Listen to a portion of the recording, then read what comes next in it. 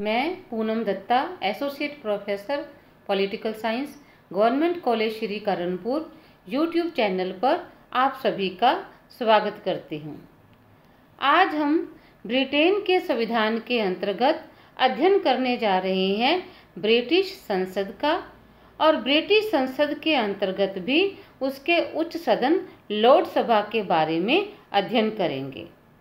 Britain की संसद के बारे में मैं आपको बताना चाहूँगी कि जो ब्रिटिश पार्लियामेंट है उसे विश्व के सभी संसदों की जननी कहा जाता है, क्योंकि संसद का सबसे पहले जो प्रादुर्भाव है या संसद जो प्रारंभ हुई थी सबसे पहले, वो ब्रिटेन में प्रारंभ हुई थी।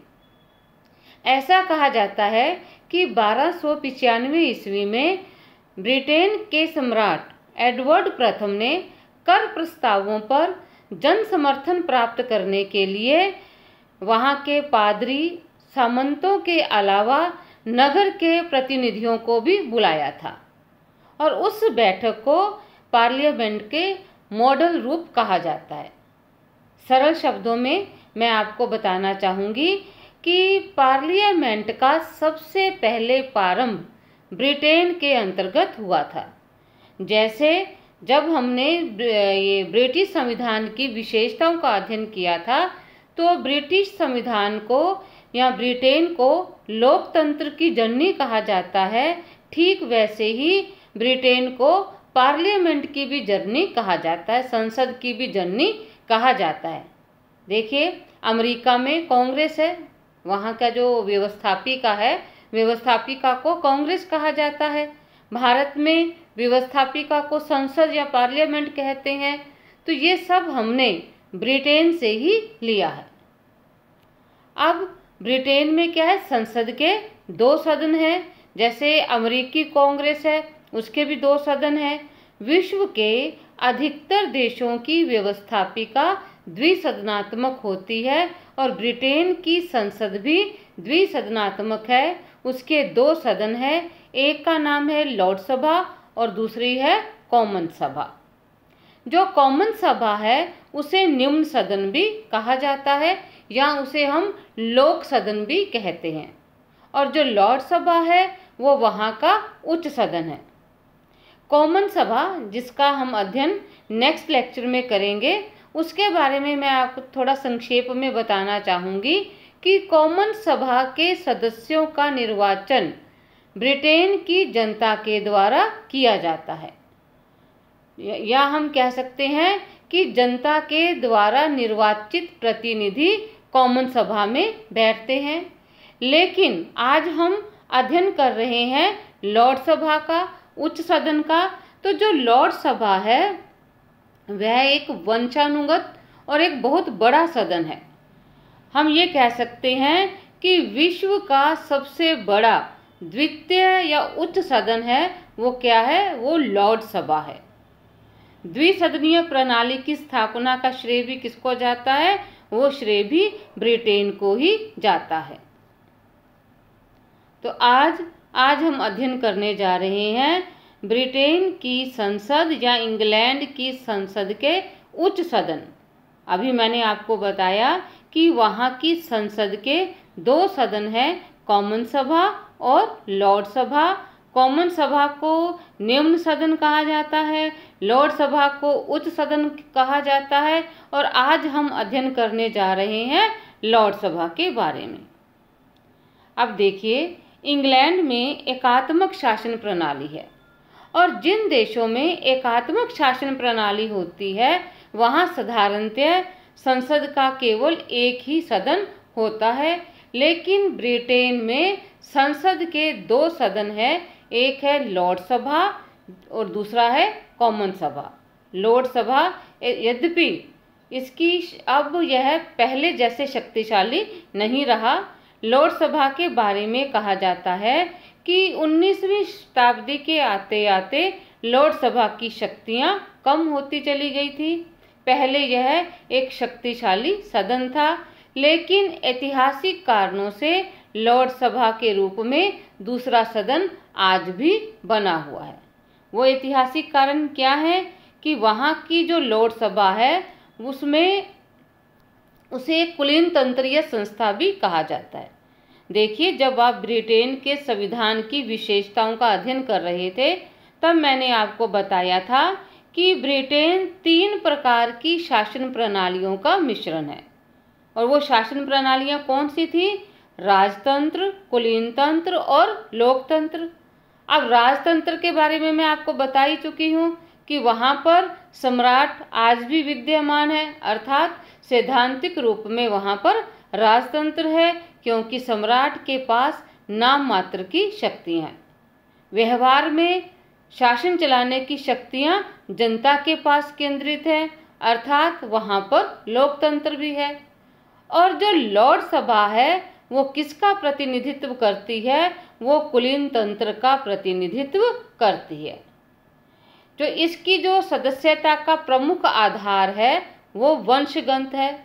19वीं सदी के आते आते, जैसा कि मैंने अभी आपको बताया कि लॉर्ड सभा को लोक सदन से अधिक महत्वपूर्ण स्थान प्राप्त था, किंतु अब स्थितियां परिवर्तित हो गई हैं। अब लॉर्ड सभा न केवल द्वितीय वरना द्वितीय महत्व का सदन बनकर रह गया है।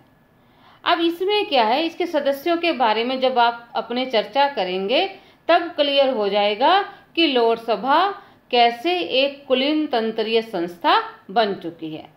तो इसका अध्ययन हम करेंगे लॉर्ड सभा की रचना के अंतर्गत, अर्थात लॉर्ड सभा में सदस्य कैसे आते हैं, वो जनता के द्वारा निर्वाचित होकर आते हैं या वंशानुगत आधार पर अपने पद को प्राप्त करते हैं। तो एक बार मैं पुनः बताऊंगी कि लॉर्ड सभा के सदस्य वंशानुगत आधार पर अपने पद को प्राप्त करते हैं।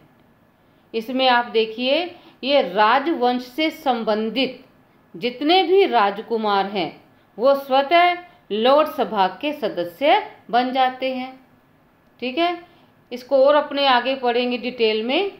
इसमें ये देखिए कि जो लॉर्ड सभा है उसकी सदस्य संख्या निश्चित नहीं है, क्योंकि इसमें जो सम्राट है वो प्रधानमंत्री की सिफारिश पर जितने नवीन सदस्य आवश्यक समझे उनको नियुक्त कर सकता है।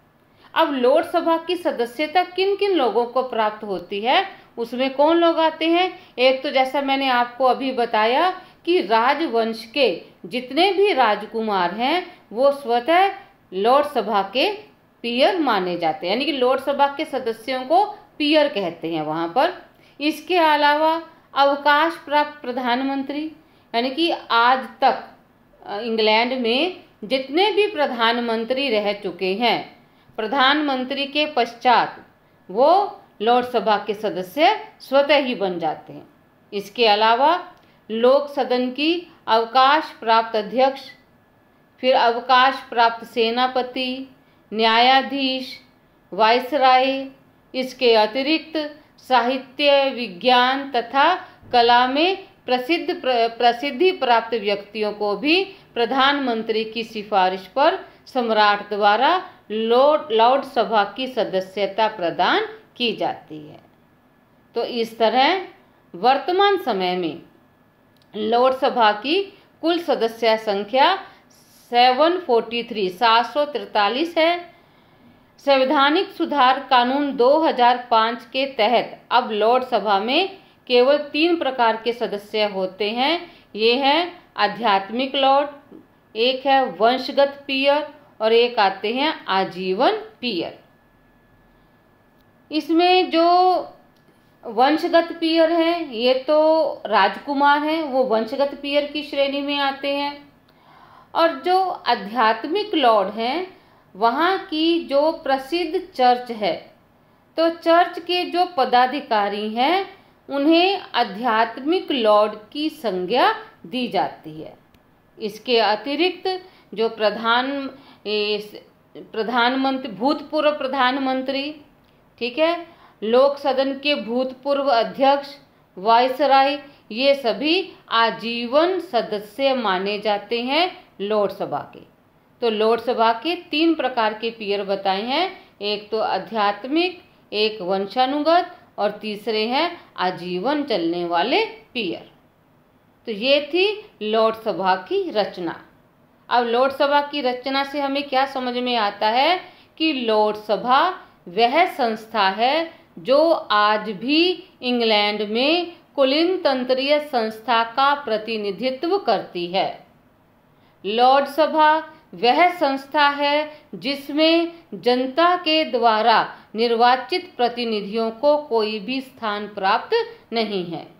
जनता के द्वारा निर्वाचित प्रतिनिधि केवल कॉमन सभा में ही बैठते हैं। लोकसभा एक बहुत विशालकाय संस्था थी। एक समय ऐसा आया था जब लोकसभा की संख्या 1000 से भी सदस्य संख्या 1000 से भी अधिक थी, लेकिन कुछ एक अधिनियमों के माध्यम से लोकसभा की संरचना में कुछ सुधार किए गए और वर्तमान समय में इसकी सदस्य संख्या 743 है। इनको एक और इसमें महत्वपूर्ण बात है समझने लायक कि जो लोकसभा है वो एक स्थायी सदन है। जैसे कॉमन सभा है, कॉमन सभा में जिस राजनीतिक दल को बहुमत प्राप्त होता है उस राजनीतिक दल के नेता को प्रधानमंत्री बनाया जाता है, और जब वो अपना बहुमत खो देते हैं तो प्रधानमंत्री और कैबिनेट को अपने पद से त्यागपत्र देना पड़ता है, और यदि प्रधानमंत्री चाहे तो वो कॉमन सभा को समय से पहले भंग कर सकता है। लेकिन लोकसभा एक स्थायी सदन है, इसको समय से पहले कभी भी भंग नहीं किया जा सकता। लोकसभा को 19वीं शताब्दी तक बहुत महत्वपूर्ण शक्तियां प्राप्त थी, लेकिन वर्तमान समय में यह एक नाम मात्र की संस्था बनकर ही रह गई है। लोकसभा की शक्तियों और कार्यों को नेक्स्ट लेक्चर में डिस्कस किया जाएगा। अब जो लोकसभा के सदस्य हैं जिनको पीयर कहा जाता है, उनको कुछ विशेष अधिकार भी प्राप्त हैं। ये पहला अधिकार क्या है कि उनको भाषण की स्वतंत्रता प्राप्त है, अर्थात सदन में वो जो बात करते हैं उन बात के आधार पर उन पर किसी भी प्रकार का मुकदमा नहीं चलाया जा सकता। सेकंड विशेषाधिकार जो उन्हें प्राप्त है वो यह है कि जब संसद का सत्र चल रहा होता है तो उन्हें गिरफ्तार नहीं किया जा सकता। और लोक सदन के जो सदस्य हैं वो तो स्पीकर के माध्यम से सम्राट तक सामूहिक रूप से पहुंच सकते हैं, लेकिन लोकसभा के सदस्यों को यह विशेषाधिकार प्राप्त है कि वो व्यक्तिगत रूप से सम्राट से सार्वजनिक विषयों पर वार्ता करने का उन्हें अधिकार प्राप्त है। तो ये थी लोकसभा की रचना। आशा करती हूँ लोकसभा की रचना के बारे में आप समझ चुके होंगे। फिर भी कभी प्रॉब्लम आती है तो आप मुझसे डिस्कस कर सकते हैं। धन्यवाद।